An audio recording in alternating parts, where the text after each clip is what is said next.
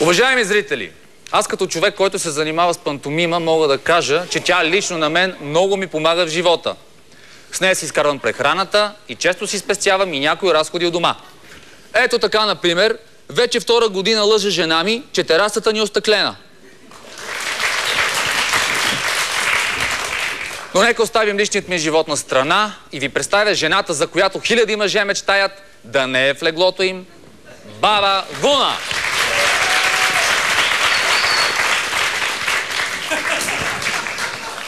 Здравей, бабо! Здрасти, баба! Добър вечер! Добър вечер! Преди да почнем интервюто, искам да ти кажа, че аз имам опит с такива като тебе. Да. Герантов такъв! Няма начин. И аз съм спал... Как? Кажи! Да кажа ли? Да. И аз съм спал с жени на твоята възраст. Спах с 5-18 годишни. Иначе как си? Ами как да съм, баба? Като джезве опака! Яко захоряла! Искаш ли да остържиш, баба, да изтържиш набързо? Ти покажи ли джезвето? Не, бабо, не, няма нужда. Моето джезве е специално, баба, има и дръжка. Не, няма нужда, Добре. бабо, благодаря ти. Не. Добре, моето момчето. Между другото, наскоро един приятел ми вика, моята баба вече не се оплаква от пенсията си. Що да не се увеличи, бе? Да не се увеличи пенсията? Не. Добре. Друго било. Просто преди 2 години баба му умряла. Ужас.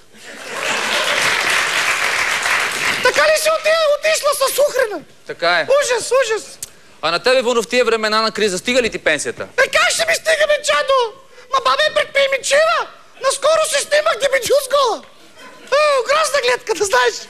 Момчето, което така ми прави снимките, ми купи снимките, искам да кажа, остана много доволно. Знаеш ли какво ми каза? Какво? Супер далавера! За 50 лева си спестих разкарване до пещерата дяволското гърло. Какво ще кажеш? Няма какво да кажа. Аз лично през свободното си време или съм на работа, или бачкам. Ти с какво се занимаваш през свободното си време? Значи ще отговоря аз делово. Когато беше по-топло, ходих на шопинг. Ама сега вече спрях. Онзи ден срещнах комшийката, тя знаеш какво ми каза? Пустали са много ефтини сутиени в мола, айде да ходим да си купим. Аз си викам, няма нужда. Аз зимно време не нося сутен, че да ми топлят